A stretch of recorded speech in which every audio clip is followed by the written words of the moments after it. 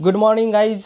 चला आज आपला गावाकडचा तिसरा दिवस आहे आणि काल मी गेलो होतो लग्नाला. येता येता आलो होतो सासरवाडीला. तरी बघा सासरवाडीहून काय काय काय काय दिले बघा. तांदूळची भाजी, हादग्याची भाजी, शेपू, टोमॅटो, बटाटे हे सगळं शेतातलं आहे बरं का. आणि स्पेशली म्हणजे हे तुरीच्या शेंगा. तर ह्या ब्लॉगमध्ये आपण आज एक स्पेशल रेसिपी शिकणार आहोत. म्हणजे तुरीच्या शेंगा उकडतात ना तशा, ते बी चुलीवर उकडणार आहे आपण. चला मग जाऊया आता. हे घेऊयात पातेल्यात टाकूयात आणि मग ते उकडून खायच्या. मस्त मिठाचं पाणी करून नाही का त्यात उकडून हे करतात त्या खायच्यात. चला मग जाऊया करून घेतो ते. बघा आता सकाळी चूल पेटवलीच होती चहा पाण्याला. त्याच्यातच भेटतं चुलतच नाही का, पाणी बिणी टाकलं मस्तपैकी. तुरीच्या शेंगा टाकल्यात आता उकडायला. बघू आता उकडून झालं बघा. याचा रंग हिरवा आहे ना, उकडून झालं सगळा रंग बदलतो याचा. आणि त्याच्यानंतर मग ते वेगळ्या लागतात बघा. आता दाखवतो खाताना कसं काय आहे ते. चला उकडू द्या पहिले याला. उकडल्यानंतर मग मस्तपैकी त्याला खाऊ आपण. उकळी फुटलेली आहे, उकळी सगळं. पाणी पण हिरवंगार झालं आहे सगळं, त्याचा कलर उतरला आहे सगळा तुरीच्या शेंगाचा, हा ना. उकळी फुटायला लागली त्याला बरं.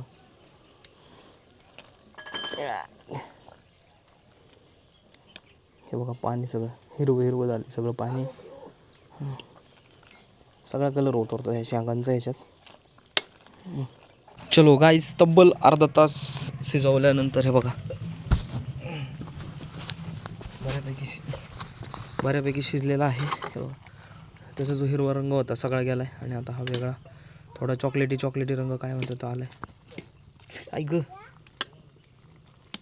झालं आता हे शिजलेलं आहे. आता हे थोडं गार होऊन द्यायचं, नाही तर भाजल खाताने. आणि घ्यायचं ताटात आणि मग खायचं. चला बघूया कसं लागते. ए झालं की उतरवा खाली. चला चूल पेटली तवर हे शिजले. हे शिजल्यानंतर लगेच बघा भाजीचं नियोजन. कारण की चूल पेटलेली आहे ना, तवरच सगळं उरकून घ्यायचं. परत करून चूल पेटवत नाही. काय गॅस आहे का केला चालून दिला लायटर झालं चालू, तसं नाही. एकदा पेटली तर सगळं भाजीपाला दिवसभरात जो काही स्वयंपाक असेल तो करायचा. कारण दिवसा दुपारी उन्हाची कोण चूल पेटवत नाही. त्याच्यामुळे ते सकाळी आपलं आहे तेवढं ते करून घ्यायचं. चलो गाईज, मस्तपैकी स्वयंपाक पण झालेला आहे. आता शेंगा तर आपण केलेलेच आहे बघा. आता चूल विजवायची वेळ आली. कारण सगळं झालं बघा. चुलीवरच्या भाकरी तयार आहे तिथं. इकडं भाजी हादग्याची.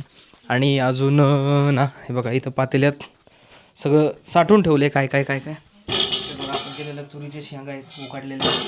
त्याच्यानंतर ही तांदळाची भाकरी. त्यात काय त्याच्यात म्हशीचं दूध आहे बघा. म्हशीचं दूध आणि चुलीवरच्या बाजरीच्या भाकरी. असा नाश्ता आहे गावाला, नाश्ता हा ना. पुण्याला काय खा मिसळ, खा पोहे असं. आता इथं मस्तपैकी खायचं आणि त्यानंतर मग बाकीची कामं बघायची.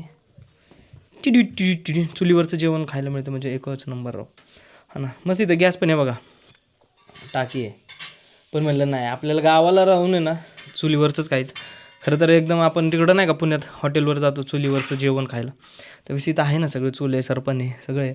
त्याच्यामुळे मग इथं मस्तपैकी चुलीवरचं खायचं. चलो आता जेवण नाश्ता करूयात आणि त्यानंतर बाकीचं दिवसभराचं उद्योग. मग तुरीची शेंग हिरवी होती, कसा कलर चेंज झाला उकाडल्यामुळं. आणि त्यातला निघणारे बघा बी नाही का बघा. बघा इथं एक असं केलं तर निघतं. कारण ते उकाडल्यामुळे आहे ना सगळं कातडं त्याचं ते ढिल्लं झालं वरतून. त्यातून ह्या तुरीच्या शेंगा मिठाच्या पाण्यात उकाळलेल्या. तर मग दाखवतो, एकच नंबर लागतात खायला. असा हा गावाकडचा एन्जॉय पूर्ण दिवस चालू आहे. मग माग बघा घराचं कसं अवस्था दिसते तुम्हाला. होईल ती पण नीट होईल थोड्या दिवसात. मग काय. चलो गाईज, हे बघा सगळं स्वयंपाक चुलीवरचं आहे. बाजरीची भाकर, भाजी, शेंग हे सगळं स्वयंपाक चुलीवरचा केला आहे. त्यामुळे म्हणतो गावाकडच्या पोरी करा होय, आहे का नाही. हा बघा आता हे काय खाते, दूध आणि बाजरीची भाकरी. कोणत्याही भाजीचं टेन्शन नाही, काय नाही. दूध द्या, बाजरीची भाकरी द्या, खाणार. हा ना, भाजीचं टेन्शन नाही कोणतं. त्यामुळे म्हणतो गावाकडच्या पोरी करा, फायद्याचं आहे ना. चलो गाईज, मस्तपैकी जेवण वगैरे झाले. हे बघा आता इथं आपलं कामाचं सेटअप मांडलेलं आहे. इथं थोडं वेळ इथं काम करायचं. आता इथं ऊन आलं ना की परत ते बघा तिकडं गाडीच्या इकडे आहे ना, तिथं सावलीला गाडी थोडी मागे यायची, तिथं सेटअप मांडायचा.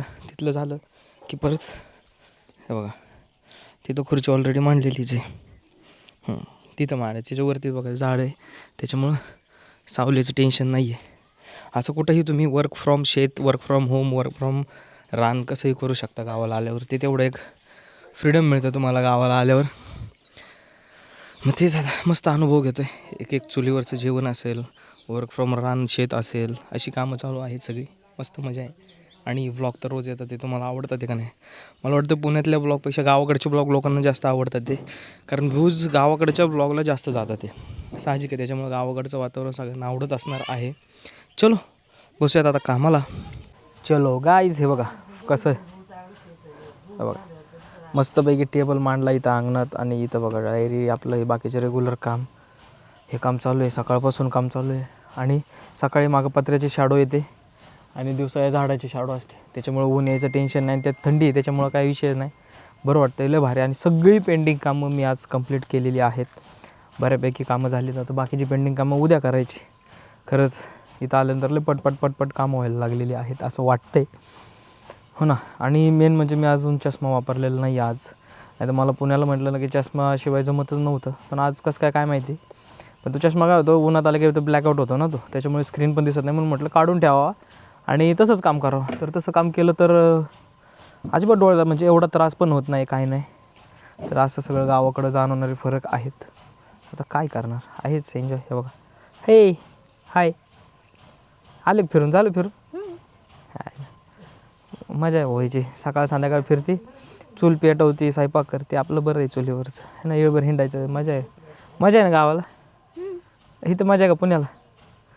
इथं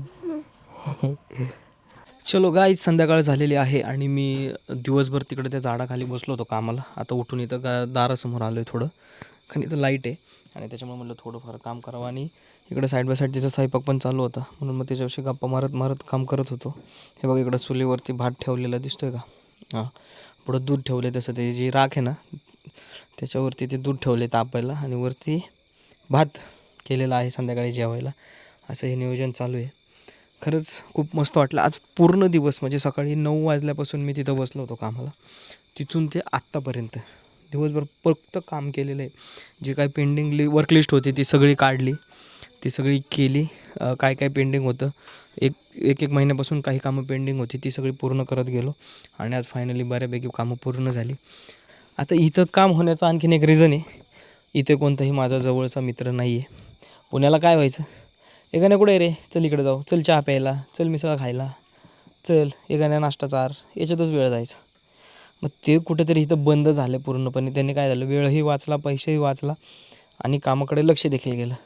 मला हे कळत नाही, मग गावाला आलं पॉझिटिव्ह बाजू आहे का निगेटिव्ह बाजू, मला तेच कळत नाही आहे नक्की काय करावं. कधी कधी असं वाटतं की त्याला इकडंच शिफ्ट व्हावं काय ना. मग फायद्याचं आहे ना. अरे आज दिवसभर बसलो इकडं लॅपटॉप घेऊन, पूर्ण सनसेट नाही का, सनराईजपासून सनसेट अख्खा बघत गेलो आहे मी. माझ्या डोळ्यासमोर सनसेट झाला आहे आणि आता अंधार झाला आहे. हे सगळं मी आज अनुभवलं आहे आणि खरं ही माझी पॉझिटिव्ह बाजू देखील असू शकते. त्याच्यामुळं इन फ्युचर जर मी गावाला शिफ्ट झालो तर. आणि मग आता शेवटी संध्याकाळ अंधार झाला आहे सगळा, मग लाईटिंग वगैरे लावल्या आणि बसलो आहे आता निवांत. थोडं काम आणखीन पेंडिंग आहे. पेंडिंगची लिस्ट एवढी भरपूर आहे ना, काय सांगावं, काय कळत नाही. एवढी कामं कसं काय पेंडिंग राहिली मलाच कळत नाही. आणि बरं ती पेंडिंग राहुल्या, पण आत्ता ती का करावी वाटतं ते माहीत नाही. सगळी जुनी कामं सगळी पट उरकत आणलेली आहेत.